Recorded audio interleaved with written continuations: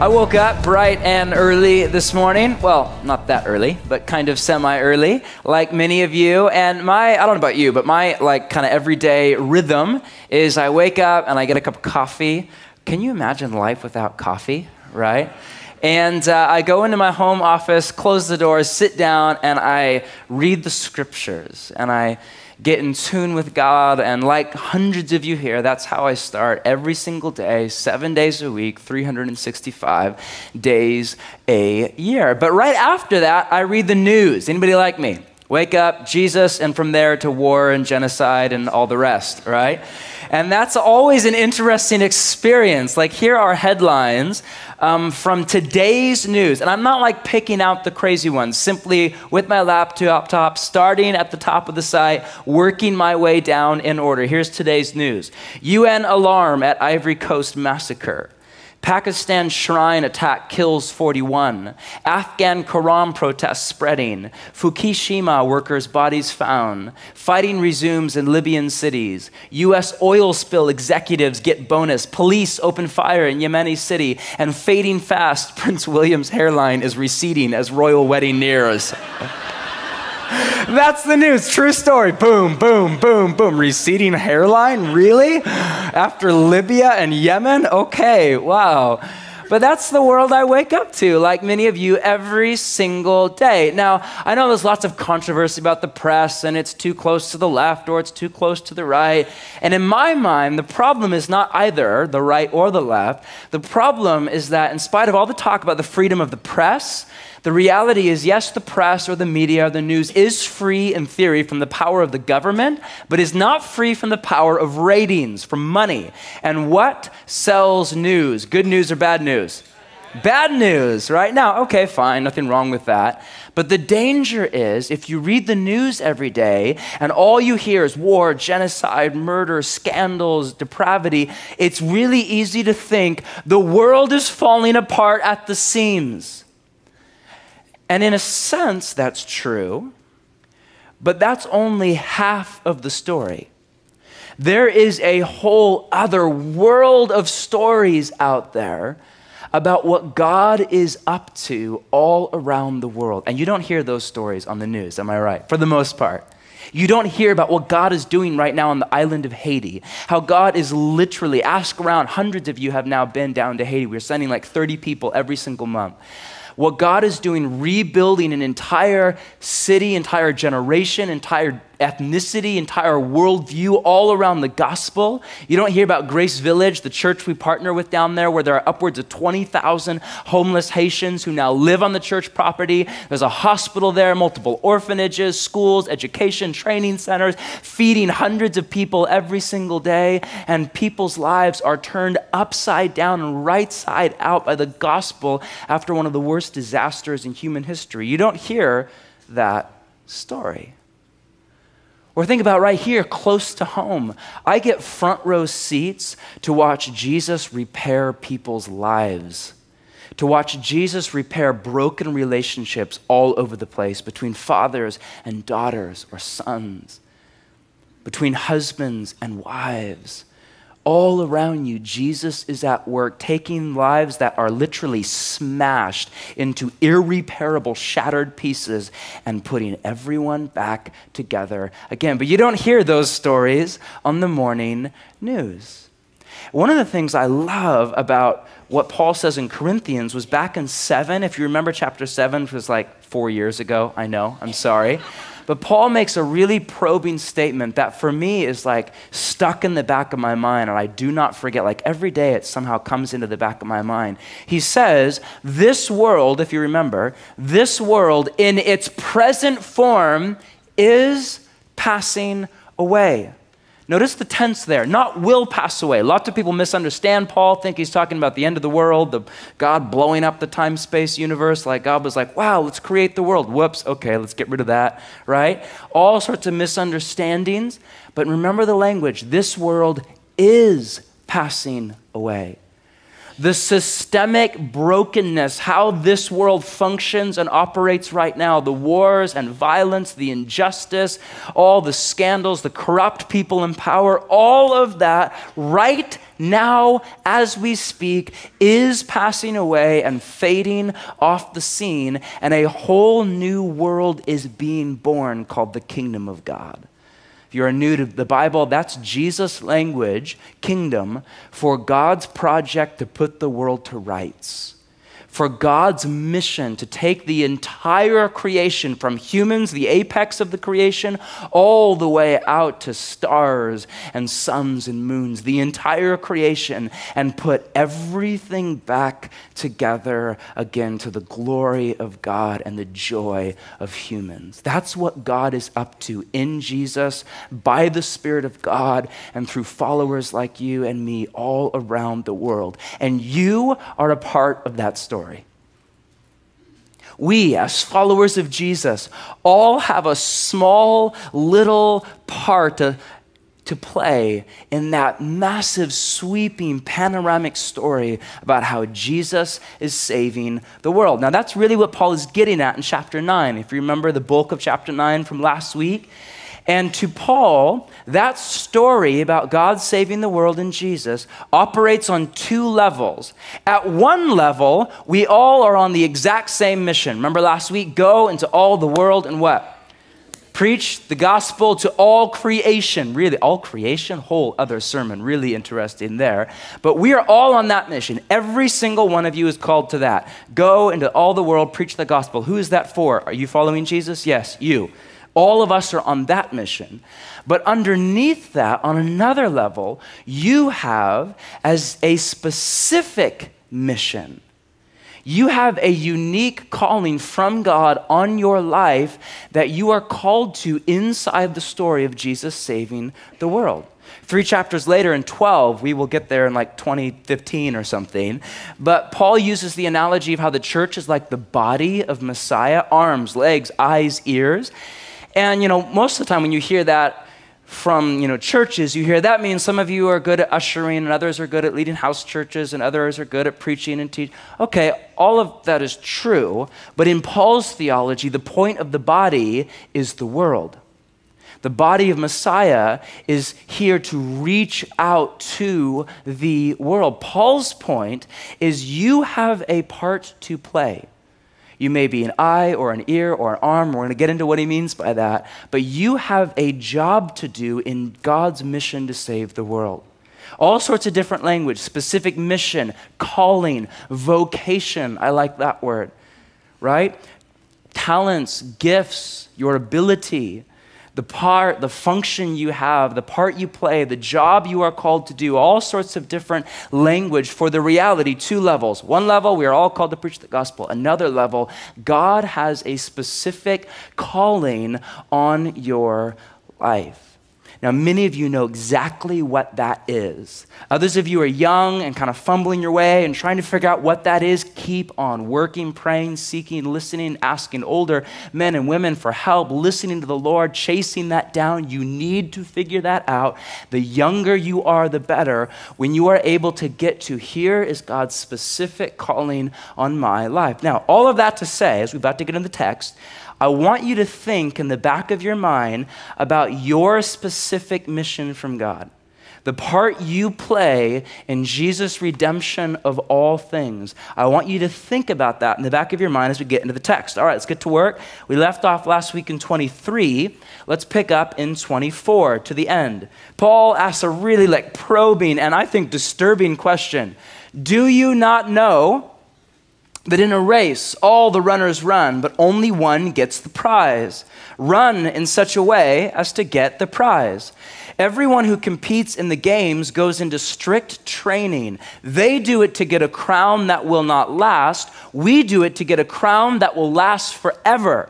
Therefore, I do not run like a man running aimlessly. I do not fight like a man beating the air. No, I beat my body and make it my slave so that after I have preached to others, I myself will not be disqualified for the prize. Paul pulls two really vivid but really easy to understand metaphors right out of Corinth's culture. Notice the language about the games. Paul is alluding to the Isthmian Games right outside the city of Corinth, really famous all around the world in Paul's day. Every 4 years, second only to the Olympics, tens of thousands of people came from all over the empire, including Caesar himself, to the Isthmian Games right outside the city of Corinth. Really, in fact, Corinth was famous for the games. And Paul uses two athletic metaphors from two of the most popular events at the games. First off, running. Following Jesus, Paul says, is like running your race. Now, the word he uses that shows up as race in English is really specific in Greek. It's stadion, where we get the English word stadium. And in Paul's day, that was a technical term for the primary main event at the games. In fact, if you go back to the origins of the Olympics, which are several hundred years older than 1 Corinthians, but also from Greece, you end up with the reality the original Olympics were only one event, the stadion. It was a 180-meter sprint, 20 runners on a dirt track, all running naked. You think spandex is bad, right? And spandex is bad, by the way, you runners. Please stop, okay? But that was the race, tens of thousands of screaming fans all watching. Paul says that is what following Jesus is like. Secondly, fighting.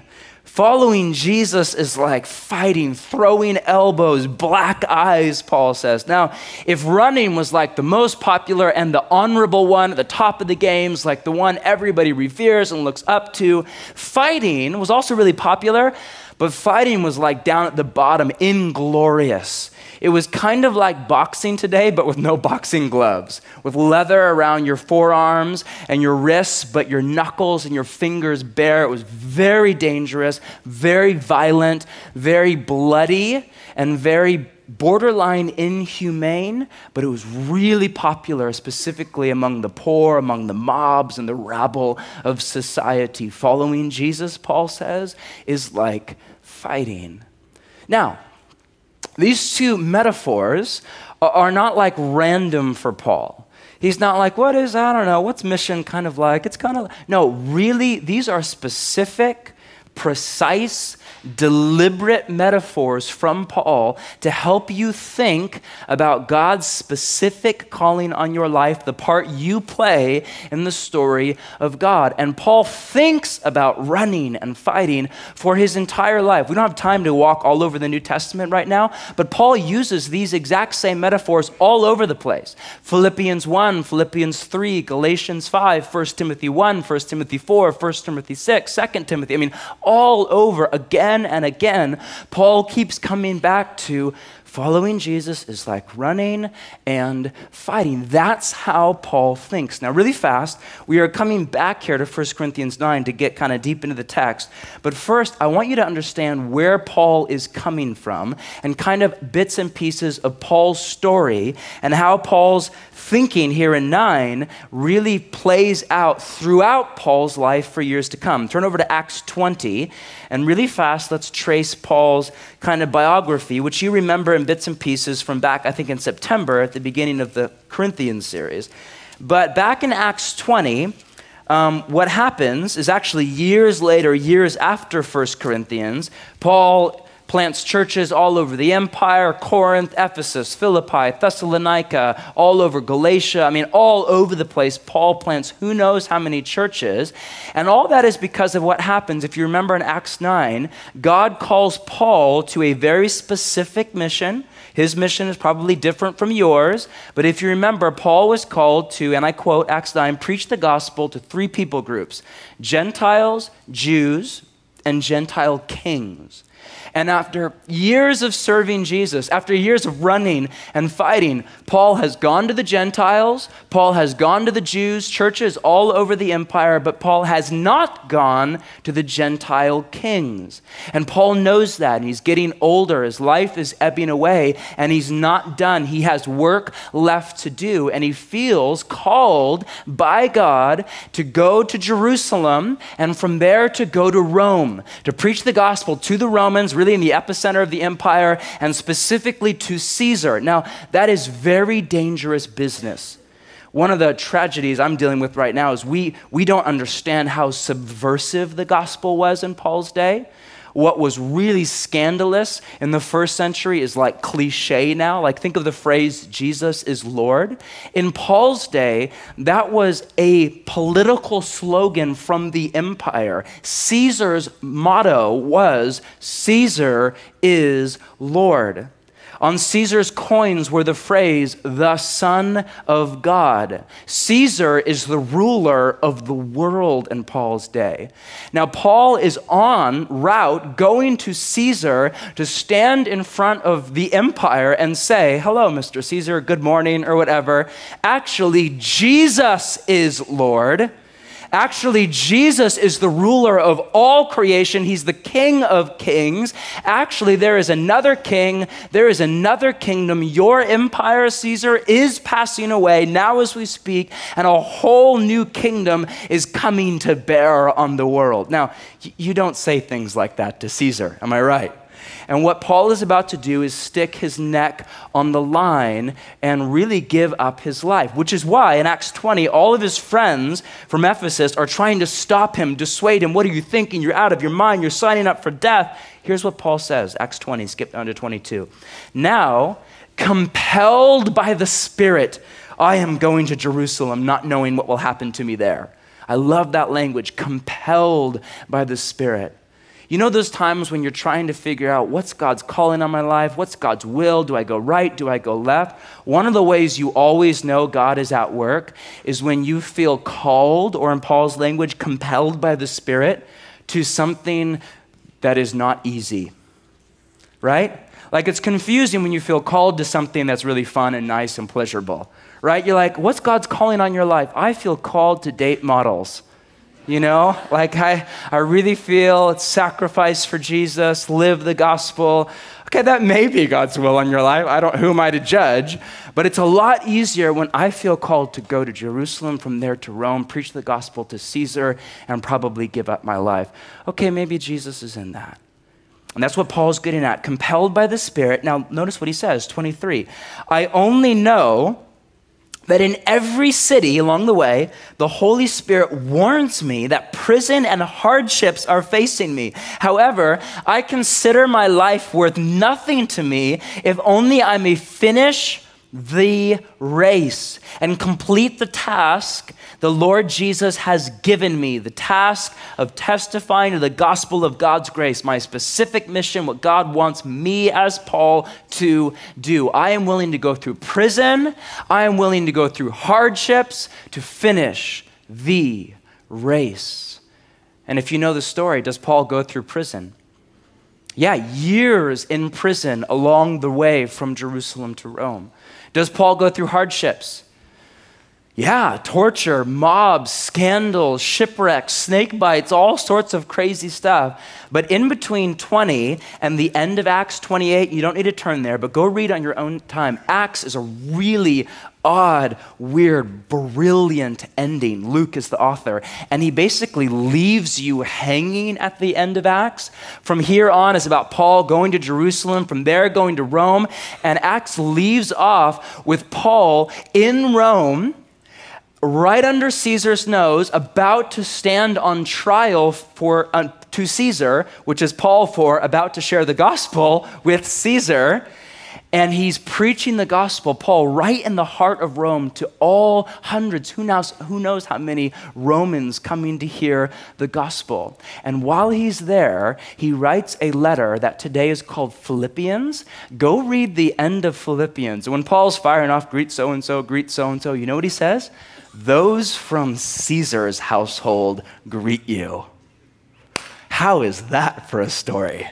That gives me chills up my spine. After years of prison and hardships and waiting and torture all along the way, those from Caesar's household greet you. You now have followers of Jesus in Caesar's house, the heart of the world, because there was a man who was willing to go through prison, to go through hardships for God's specific mission and calling on his life, to finish the race. Now notice what he says. Turn over to 2 Timothy, one more before we go back to 1 Corinthians. Turn to the end of 2 Timothy, which is another letter he writes from prison in Rome, and lots of different theories we don't have time to get into. But the leading one is that 2 Timothy is the last letter Paul ever writes, and that when you read chapter 4, you are literally reading about the last chapter of Paul's life. And here he is after he stands trial, preaches the gospel, and he gets the death sentence, tradition says, from Caesar Nero. Here's what he writes at the very end of his life before he slips into eternity to wait for resurrection. 2 Timothy 4, skip down to 6, last words out of Paul's mouth. For I am already being poured out like a drink offering, meaning I'm in prison, I'm wasting away, I'm starving. The time has come for my departure or my death. I have fought the good fight. I have finished the race. I have kept the faith. And now there is in store for me the crown of righteousness, which the Lord, the righteous judge, will award to me on that day. And not only to me, but also to all who have longed for his appearing. All the exact same language as 1 Corinthians 9. Fight the fight and the race and finish and crowns. It's all there. But in 1 Corinthians 9, which is one of the first letters Paul ever writes really early in Paul's story, he's talking about, listen, I'm running the race and I'm not running aimlessly and I don't want to be disqualified and I'm fighting hard. And at the very end of his life, years later, he is able from a totally different vantage point to say, I have fought the good fight, past tense. I have finished the race, past tense, I'm done. And now there is a crown waiting for me. But not only me, Paul says, to all who have longed for the appearing of Jesus, for the end of the story.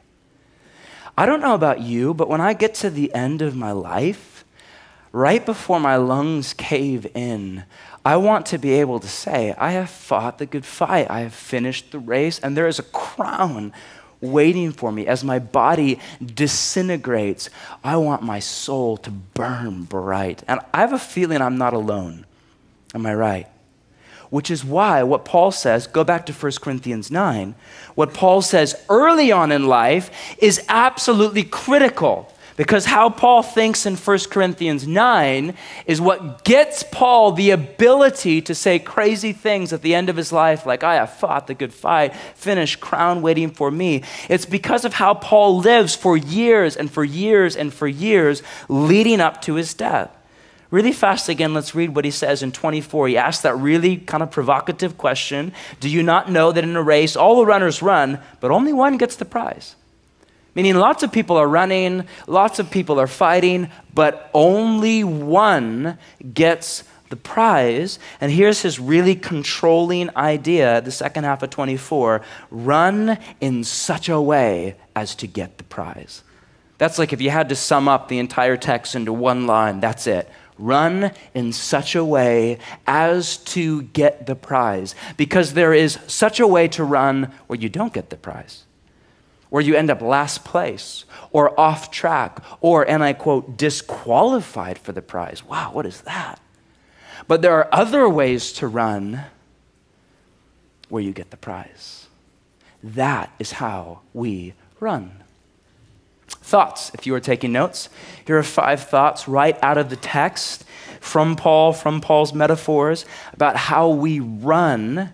And by that, keep in mind in the back of your head, your specific mission, God's calling on your life, why God put you here. And if you're young and you're figuring that out, keep thinking and praying and working towards that. 5 things to take note of. Here's how we run. First off, if you're taking notes, focus. Write down the word focus. We run with focus. My Bible in 26 says, therefore, I do not run like a man running aimlessly. Another version has, I do not run without a clear goal in front of me. And another one has, and I really love the text here, no sloppy living for me.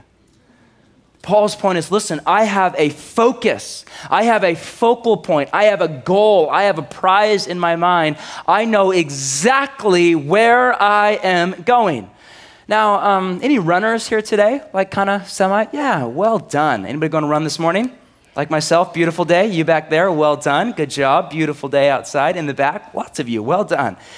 And I'm nothing to write home about at all, which means I'm slow, but I'm very faithful, okay? But I go running on a regular basis, 5-6 days a week, and before I go on any kind of a run past a few miles, I always sit down before I put on my shoes and map out my run. Like Friday, I ran 7 miles Friday morning, but before I went out and did that, I sat down on my laptop, map out my run. Here's the route. How many miles do I need to run? So I need to start kind of upping my mileage for summer's coming, half marathons and triathlons and all that fun stuff is coming in June, July, August. I need to get ready for that. I need to start upping my mileage. I need to run 7 this week, 8 next week, 8, and then 9 after that, 10 after that. I need to start getting. Here's my route. Here's my turnaround point where I'm going to turn around, start running back to the house. Here's the roads I'm on. Here's exactly how many miles. Here's exactly where I turn around. Here's the time I'm shooting for. And once I figure all of that out, I put in my iPod and out the door I go.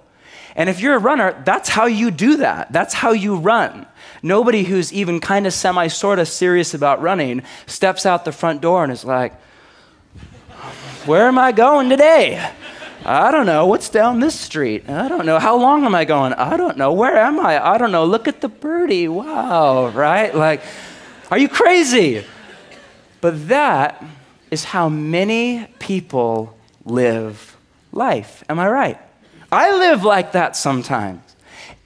Aimless, random, no finish line. Wandering, drifting, like all over the place. No clear route, no map. Accidental and erratic and flighty and unsteady. No clear, here's my start, here's my finish, here's where I'm going with my life. And I would argue if you aim at nothing, you will hit it every single time. It's really easy to waste your life going who knows where and end up at the end of your life thinking, what did I do with the last 50, 60, 70, 80 years? What did I do with my time? What did I do with my money? What did I do with my relationships? I do not run, Paul says, running aimlessly. A wise man once said, everybody ends up somewhere in life, but only a select few end up there on purpose. That takes focus, where you know exactly what God's calling on your life is. And is it me, or is it really easy to get off track from that on a regular basis? Part of that is because we live in a country and a society where there's insane prosperity, which is amazing. I'm grateful for that. But with prosperity comes distractions and options. I mean, think about how many things there are to do. You wake up and it's your day off or whatever, and in specific, you have any kind of cash in your pocket. Think about how many options you have. Should I go out to a new restaurant? Should we go out to coffee? Should we go to an art museum or walk in the park or exercising or running or sports or entertainment or the movies or concerts? Or should we go online and waste time on Facebook? Or should I play on my iPhone? Or should I play on the internet? Or should I go shopping? Or I mean, it's like endless, right? And if you don't have a clear, here's where I'm going, here's my focus, here's my life, you are going to end up wandering aimlessly from experience to experience, pursuit to pursuit, thing to thing, text to text, whatever, with no clear focus. And if you're anything like me, you get off track all the time. You know, my home office, I have a creative wall in front of my desk. It's huge, and right in the front, staring me in the face every single day when I wake up and I sit down at my desk, every day I have 3 giant words right there staring at me: Bible, church, city. Because that's my specific mission. Bible is theology, teaching, preaching, what I'm doing right here with you right now. Church is you, what God is up to at Solid Rock and all around. And city is what I'm praying for along with all of you, hoping for my neighbors, friends that don't know Jesus, living. That's my mission. Those are not 3 separate things for me, but all kind of put together. Bible, church, city. And I keep that there right in front of me, staring me in the face every single day so that I will not forget. That's my focal point. That's my finish line. I want to get to the end of my life and I want to have something to show for teaching, for this, for you, for the city. I want to have something to show. That's my calling. You know, like lots of you here, like most of you here, my life is really busy. I'm a father, I have a demanding job that I love, I'm a husband. And I get asked all the time by people who are like dealing with that. How do you navigate working and serving Jesus and living as a missionary and being a dad and being a husband? I get asked all the time, how do I know what to say no to? And my response is always kind of bland, but it's always the same. You're asking the wrong question. The right question is, how do I know what to say yes to? Once you figure out what your yes is, and by that I mean God's specific mission for you, God's calling on your life, your focal point, what you are trying to accomplish with your short span of life on the earth for now, waiting for the life to come. Once you figure that out, you say yes to that every single day, and anything and everything that is off of that, tangents on the periphery, slows you down, holds you back, gets you off track, distracts you, you say no to all of that. Which means you are going to have to, if you want to live like Paul, be ruthless and be relentless in saying no to good things all the time. I think it was Oswald Sanders who said, good is the enemy of best. Gobs of wisdom in that. You have to say no to good things, tangents, distractions. Nothing wrong with that. Nothing wrong with shopping. Nothing wrong with another hobby. But I don't have time for that. Here's my life. Here's my focus. Here's my calling. Here's what I'm chasing down. That's how followers of Jesus are called to live. Makes sense? Focus. Next up, if you're taking notes. Secondly, is hard work. I know it's a Sunday and it's your day off. For most of you, it's not my day off. I'm sorry, but I'm working. But you're like, hard work? Seriously, at church? Yes, hard work is a crucial, pivotal part of running and fighting. Look what Paul says in 25. Everyone who competes in the games goes into strict training. Right? I am not a jock by any means, but I know enough. You're like, obviously, I'm sorry. But I like to read, okay?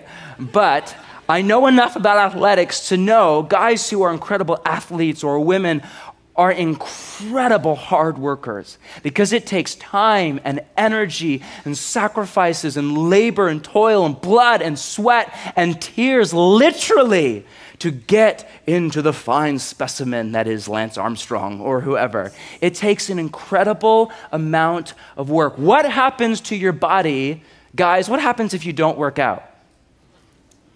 You look like that. That's what happens right there when you don't work out, okay? It's okay, I'm confident in my lack of awesomeness when it comes to my arms, okay? Oh my goodness, one day no, it's not gonna happen. But that's what happens. You don't work out, nothing happens. You need to get that. Please listen to me. Godliness is not natural. I know we are all kind of Western European nice humanists, which means we think we are awesome and amazing, and one day we're going to wake up and look and sound and talk like Billy Graham. It's not how that works. Any more than I'm going to wake up looking like, who's here? You. You're very strong looking. I'm not going to look like that one day. What's your name, buddy? James. James, I have body jealousy over you right now. I'm not going to wake up and look like that without years of hard work. I don't think that's going to happen. It's something you have to work at. The exact same truth holds for godliness and for God's specific mission on your life. It is something you are going to have to give your life to. Blood, sweat, tears, toil, labor, praying, reading the scriptures, study, learning, reaching out, self-discipline, waking up early, fasting, chasing after godliness. The Billy Grahams, the Mother Teresas, the you fill in the blank, people you look up to and respect are people who, after decades of hard work, look, sound, talk like Jesus. Now, don't get me wrong, the Spirit is there with you, giving you strength, energy. You move forward an inch and He pushes you out a mile. All of that is true.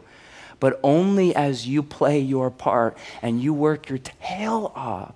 In Paul's language, every athlete goes into strict training, blood, sweat, tears. Is God's calling on your life hard? Is what God's put in front of you difficult and exhausting and tiring? welcome to the story of God. May the Holy Spirit of God give you strength. And may you not pursue a life of luxury and comfort and safety and security, but may you work and sweat and labor to follow God's call in your life. Next, if you're taking notes, focus, hard work. Next, and now you're going to hate me, self-discipline. I'm sorry, but self-discipline is all over the text. My Bible kind of blurs the language here from the Greek. My Bible says everyone who competes in the games goes into strict training. Other Bibles have things, or other versions have things like, and I quote, every athlete exercises self-control in all things. That's closer to the Greek. And another has, all athletes are disciplined in their training. Think about athletes. One of the hallmarks of athletes is self-discipline. Why is it that we revere Olympians and famous athletes? Because there is something crazy, abnormal, and really amazing about a man or a woman with an insane level of self-discipline.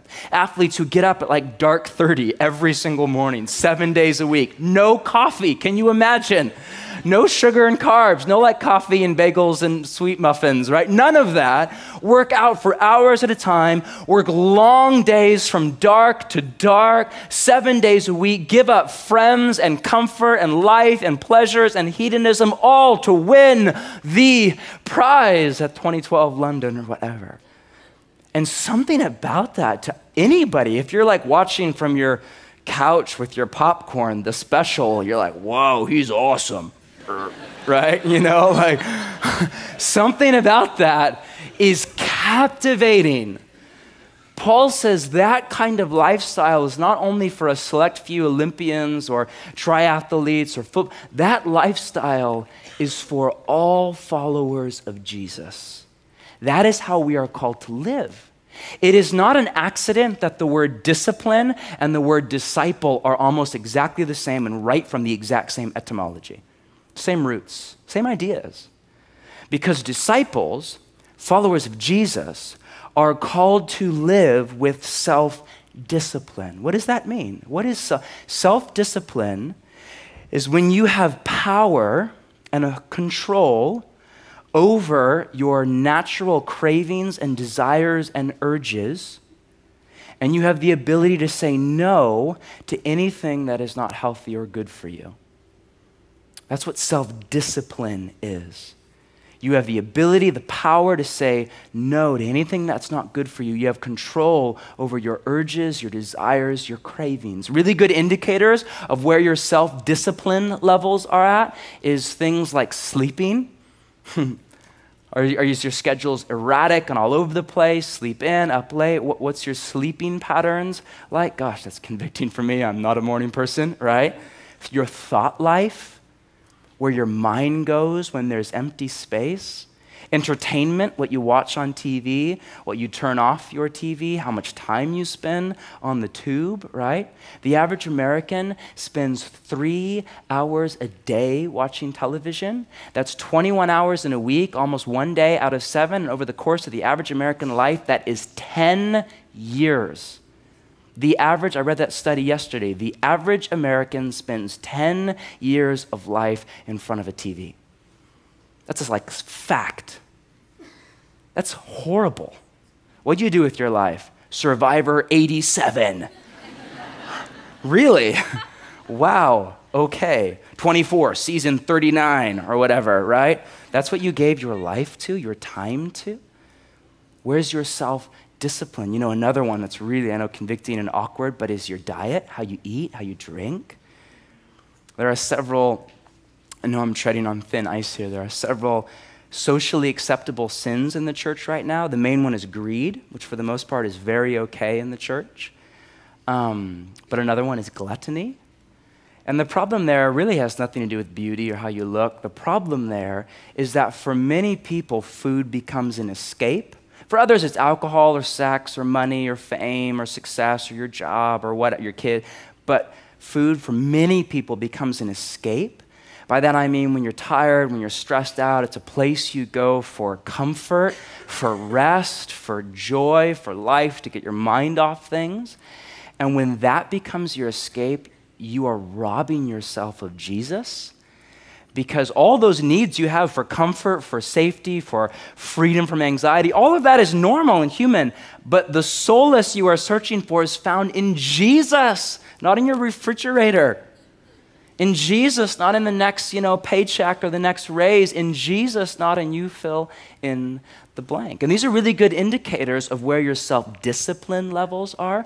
Are you a person who lives with discipline?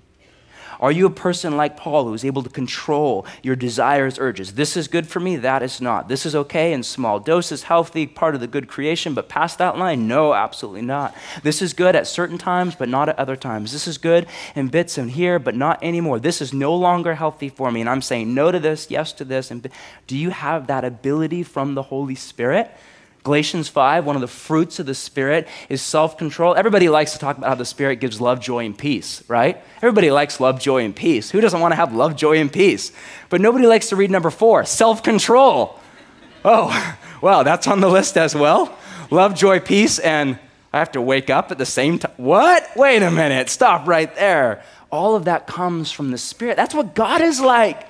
God lives with self-discipline. God is relentless and focused on his mission. And God has the ability to say yes, no, here, and he wants you to live like that. Do you, as followers of Jesus, as disciples, live with discipline? Like Paul, are you willing to make sacrifices? Remember last week, willing to give up paychecks, money, the easy life, live as a dirt poor single. Are you willing to say no to freedoms, no to rights, no to desires, no to urges, no to that's not healthy for me, to live with discipline as God calls you? Every athlete, and I quote, exercises self-control in all things. That's how followers of Jesus live. Focus, hard work, self-discipline. Now it gets a little bit easier. Endurance, if you are taking notes. Write down endurance. Most of the time, the word Paul uses for race is stadion, which was like the 180-meter sprint, right? But there are other places where the word is more like a marathon in today's language. In fact, the marathon comes right out of Greek history, right out of several hundred years before Paul. Really famous, well-known story, if you know about that. The dude, Philip, what's-his-face, who ran from the Battle of Marathon to the city of Athens. All that happens right around Corinth, really well known in Paul's day. Think of like Hebrews 12, where the author says, let us run with what? Who remembers? Perseverance. The race marked out for us, because the race, running, is both like a sprint and a marathon. A sprint in that we run with vigor and passion and focus, but also a marathon in that you keep running and you stay and you hang in there and you don't give up mile after mile after mile after mile after mile. When you think you are about to hit the wall, the breaking point, you don't think you can go another inch, you push through that and you keep going. That's what following Jesus is like. Some of you need to hear the sprint side. Get off your rump, God bless you, and go do something with your life. Get going. Join in the story of God. Live on mission. Live for something larger than your hedonistic pleasures. Live for something larger than reality TV on Thursday nights. Live for something outside of that. Live for the story of God. Figure out what God's calling is in your life and live for that. Others of you, though, you don't need to hear that. You need to hear, keep going. And don't give up, because you are tired. Because you know everything I'm saying. You're like, yeah, I know all of that. But I am worn down. I have been praying for my daughter for years, and I'm about to give up. I have been fighting for my marriage for decades, and I don't think I have another day in me. I have been working to get free and live in purity for months. I just don't know if I can keep fighting. Let us run with perseverance. Don't stop. Don't cave in. Don't throw in the towel, but stick that foot out in front of you. And however slow you go, I don't care. Just keep going. Endurance. And last, if you are taking notes, focus, hard work, self-discipline, endurance. Last, write down the word hope. And here's what I mean by hope. I love what he says. Look back at 24. He says, run in such a way as to get the what? Prize. There's a prize. He says in the second half of 25, he speaks of the athletes at the games outside Corinth and says, they do it to get a crown that will not last. We do it to get a crown that will last forever. His prize, your prize in the Isthmian Games was a crown made out of pine leaves, and Paul's using that as a metaphor for what happens with God and following Jesus. A crown made out of pine leaves, and money, 100 drachmas, and lots of honor and fame in today's language. You were really famous all over the empire. Now, there's nothing wrong with those things. Nothing wrong with pine leaves, right? Nothing wrong with money, and nothing wrong with fame. But none of that will last, am I right? Pine leaves, how long do pine leaves last? I have no idea, but I'm guessing it's not long, right? How long does money last? I know how long money lasts. In my pocket, not very long, right? There was money there 3 days ago. It's gone, right? And what about fame? Well, fame, everybody knows fame goes nowhere, right? 2008, 3 years ago, Beijing Olympics, one of the most amazing Olympic stories of all time. A man broke the Olympic world record for the men's marathon. He ran 26 miles in 2 hours, 6 minutes, 32 seconds. What was his name? Anybody know his name? Nobody here knows his name. Over 1,000 people or so here. Not one of you knows his name. 3 years ago, he was on the front page of every newspaper in the world, the headlines of every single major television station all over the world. The dude from Kenya who broke the Olympic record. Here we are 3 years later. You're like, what? Beijing? Oh yeah, that was a long time ago. I remember the dancing and stuff at the opening, right? Because that's how long fame lasts. I hope he was enjoying his time because it's now gone. What's his name? I don't remember. And many people are giving entire decades, entire lives to things like that, things that will not last, to pine leaves, to money, to fame. And that's not sin. There are lots of things that are not sin, but are simply dumb. Eating concrete is not sin. It's just stupid. Giving your life to money is not sin per se, greed, but it's just stupid. Giving your life for pine leaves, for things that will not last, is a waste of time. But the flip side, here's the hope. Giving your life for God's kingdom, God's project to put the world to rights, that will last how long? Forever. We will get a crown, Paul says, and what he means by that is rewards that will last forever. Now, lots of people misunderstand crowns, and here's where we're going to end and land. Lots of people misunderstand the idea of crowns and rewards in the age to come and at judgment because we are a materialistic society, and because what we are chasing down for the most part is stuff and retirement, which is where you go to Florida, you buy a golf cart, you eat hometown buffet at 3 o'clock every afternoon, and that's your life. Really? Is that God's vision for humans, how we are called to thrive, right? You work your whole life for really? For that? Not me, ladies and gentlemen. I'm sorry, not me. Maybe when I'm older that will sound really good, but not right now. But point is, lots of people misunderstand crowns and rewards. Because we are a materialistic society, we think of rewards as stuff. Meaning lots of people think, hey, if I work really hard for Jesus now, if I give up a nice house and a really fancy job, then in the age to come, Jesus is going to hook me up with a mansion. If I give up lots of money now, in the age to come, I'm going to be rich. If I give up nice cars now, and I'm generous with the poor, in the age to come, I'm going to have like 50 Beamers. It's going to be awesome. As if the only difference between narcissistic, greedy consumers and followers of Jesus is we are into delayed gratification. Like, really? Is that what Jesus is up to? Absolutely not. The Bible is very ambiguous about what crowns and rewards are. The only two actual examples in the New Testament are back in 1 Corinthians 4, if you remember, and I quote, praise from God, or in the words of Jesus, well done, good and faithful servant. First century honor-shame society, honor from God. That's one example. The other example is more responsibility. Remember the story of Jesus? You were faithful with a few things. I will make you faithful over many. Enter into the joy of the Lord. Here's more work to do. Not here's a golf cart and a membership, but here's more work to do. Those are the only two examples we get of what the crowns and rewards are. Here's why, and please listen. Most of the time when you read through the New Testament, go look up crowns and rewards and all of that, the prize. Most of the time, please listen. The reward for what you are doing is what you are doing. The reward for serving Jesus in your specific area, what God has called you to do, is what God has called you to do. And listen, the fact that it will last how long? Forever.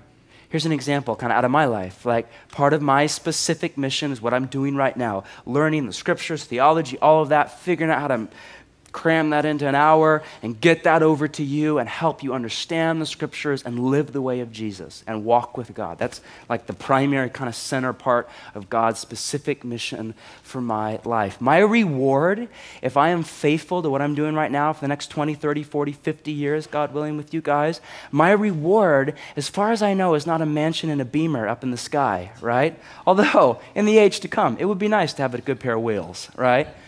But my reward for serving you, serving Jesus by serving you and helping you walk with God is you walking with God.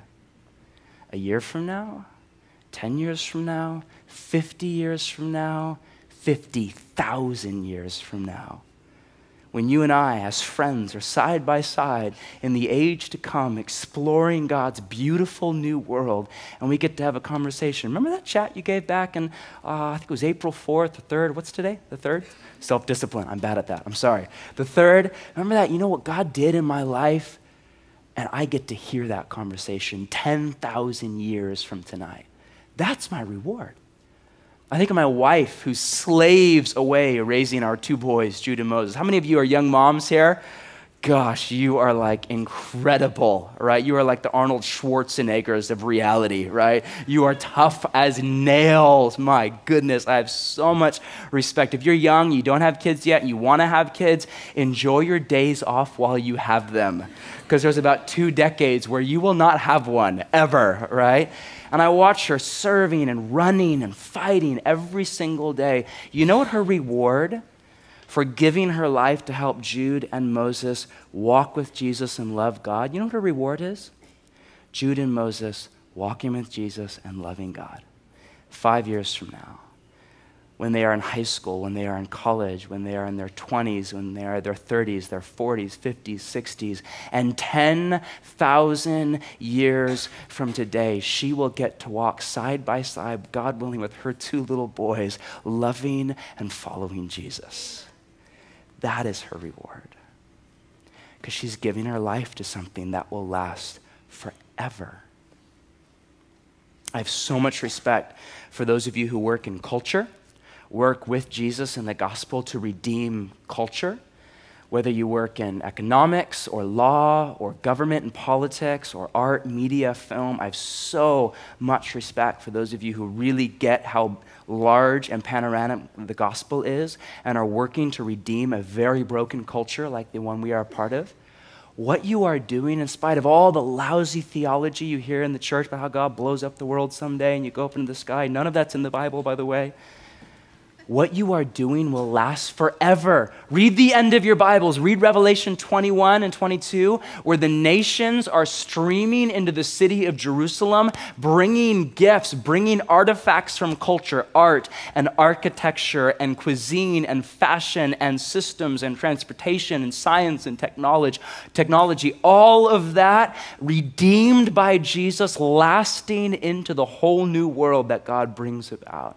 Some of you are working for that new world right now. Gosh, I have so much respect for you because what you are doing will last forever. I don't know what your story is. I don't know what your part to play is. I don't know what God's calling on your life is. But I know that if you are on mission with Jesus, you have a reward that is waiting for you. There is a prize, there is a crown, and you need to keep running. You do not want to, and I quote, be disqualified for the prize, because there is hope. No matter how hard or laborious what you are up to is, there is an incredible hope that is waiting.